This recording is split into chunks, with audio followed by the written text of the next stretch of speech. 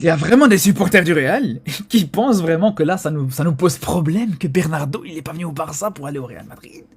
Mais je vous dis, c'est une bonne chose. Mais je voulais pas, moi, de Bernardo Silva au Barça. Mais j'en avais rien à foutre, moi, de Bernardo Silva, les gars.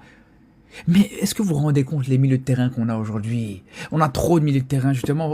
Aujourd'hui, vraiment, même carrément, le Barça fait des soldes au niveau du milieu de terrain. On met des milieux de terrain en promotion pour les vendre plus rapidement. Les Casado, les joueurs comme ça, les Dro qui est parti au PSG. C'est un peu de sérieux, s'il vous plaît.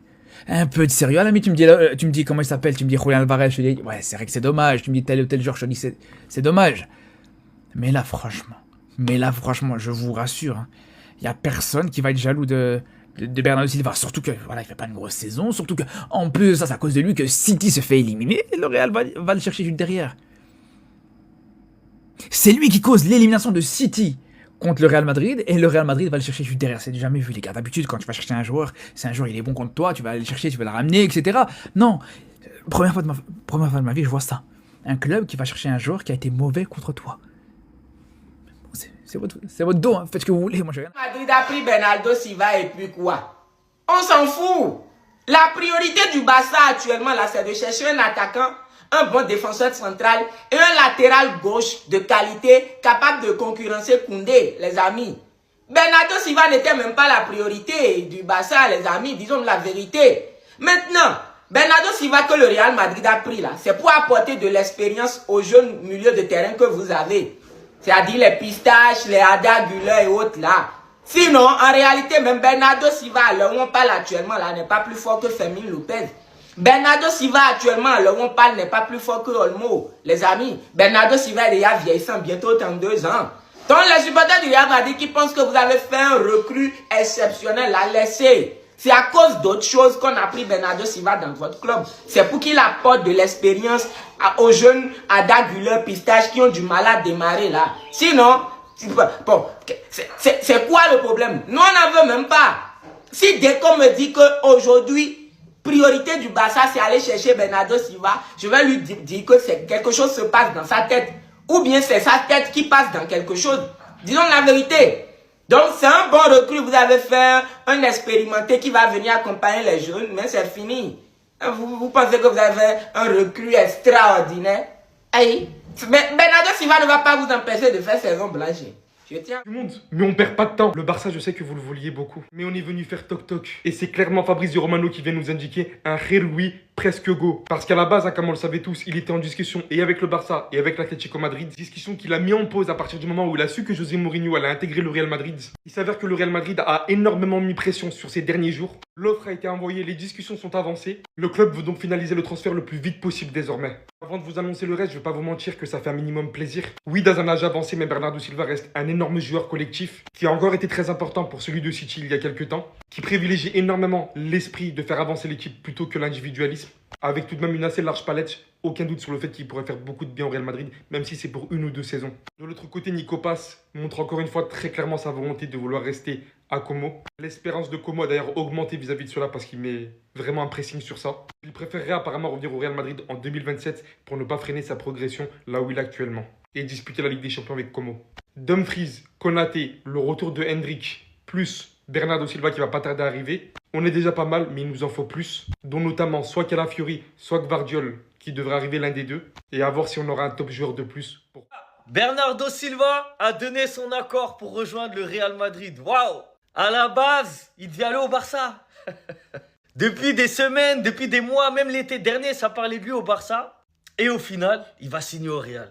Les gars, en ce moment, le Real, ils veulent tous les joueurs du Barça. Je comprends pas. Ils comprennent pas que c'est pas le même style de jeu.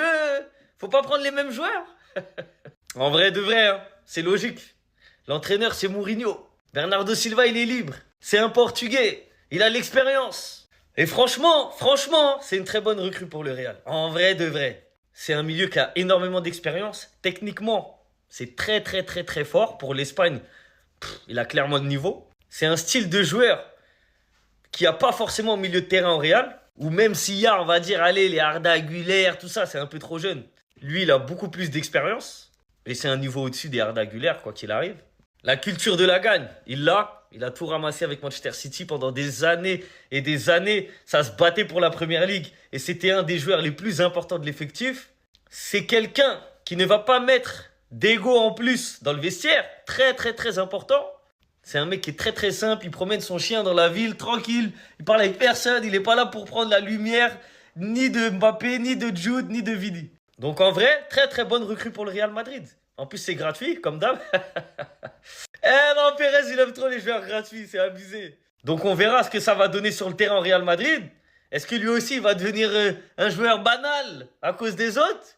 Ou bien est-ce qu'il va tirer le niveau de l'équipe vers le haut? Réponse la saison prochaine. Coup de tonnerre! Coup de tonnerre sur la planète football! Alors que la Coupe du Monde vient de commencer, une info mercato vient bouleverser totalement le football mondial. Puisque Fabrizio Romano vient d'annoncer il y a 3 minutes que Bernardo Silva, qui était énormément pressenti du côté du Barça, qui avait dit lui-même que son avenir serait scellé après la Coupe du Monde, va signer officiellement au Real Madrid. Le club rival du FC Barcelone, le club dans lequel il était pressenti. Et ce Ewigo arrive quelques heures après l'annonce officielle de José Mourinho comme nouvel entraîneur du Real Madrid. Et j'ai envie de dire, les gars, extraordinaire coup de la part du Real Madrid. Parce que là, dans le profil, on a le successeur de Luka Modric. Et ne vous y trompez pas, Bernardo, il est pas vieux. Il a encore beaucoup de choses à donner au football. Et le fait qu'il se retrouve au Real Madrid, alors qu'il a joué longtemps numéro 8, donc il pourrait occuper cette position. Ou alors en tant qu'ailier droit, on sait que le Real se cherchait aussi un ailier droit, il est capable de jouer là-dessus. Bah franchement, c'est incroyable. Mais pour moi, le coup du Real là, qui a doublé le Barça sur ce coup-là, même si je trouve à titre personnel que le Barça, avec tous les gros milieux qu'ils ont, n'en avait pas non plus extrêmement besoin. Le Real, par exemple, avait beaucoup plus besoin d'un profil comme celui-ci que le Barça. Donc je trouve que c'est un coup extraordinaire de la part de Mourinho et du Real. Incroyable. Qu'est-ce qui s'est passé? Je comprends pas en fait. On a raté un épisode ou je sais pas. Qu'est-ce qui s'est passé? C'est quoi? Je comprends pas. C'est fait, Bernardo Silva signe au Real Madrid. Fabrizio Romano. Les gars, expliquez-moi en fait. Je comprends pas. Je comprends pas ce qui se passe. Comment ça, Bernardo Silva au Real Madrid? Normalement, il devait signer au Barça, non? Oh. Les gars, c'est pas que j'ai le seum ou je regrette tout ça là, non. C'est juste que je suis choqué en fait.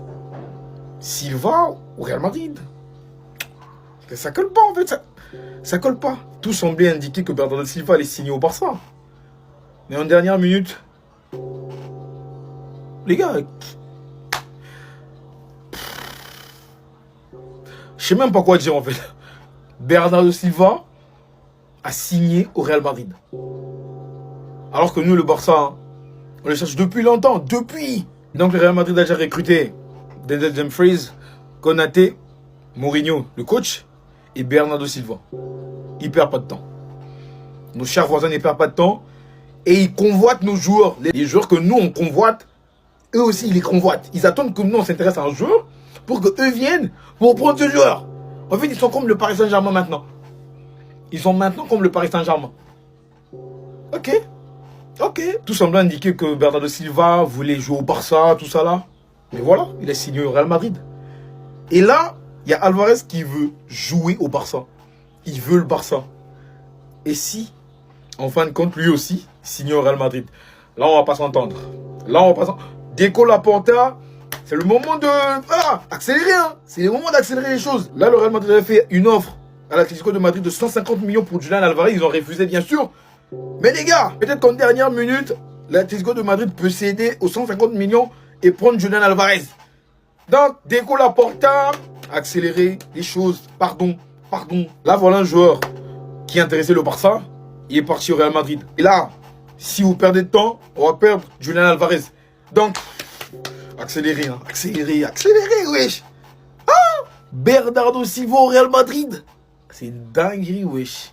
Bernardo, t'es devenu mon ennemi personnel. Sois prêt pendant le Classico. Sois prêt, hein.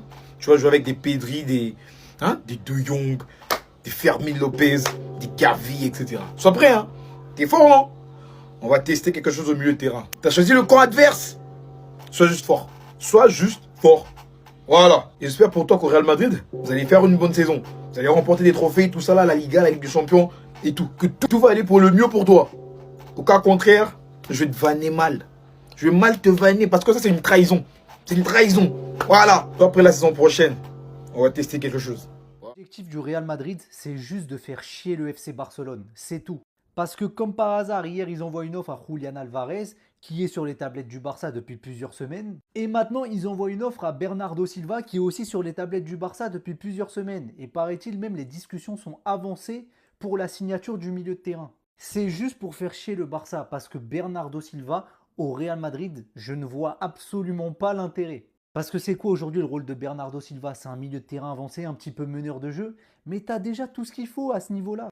T'as Arda Güler qui a fait une bonne saison du côté du Real, c'est peut-être l'une des seules satisfactions avec 3-4 joueurs. Il a été bon, il évolue, il est jeune.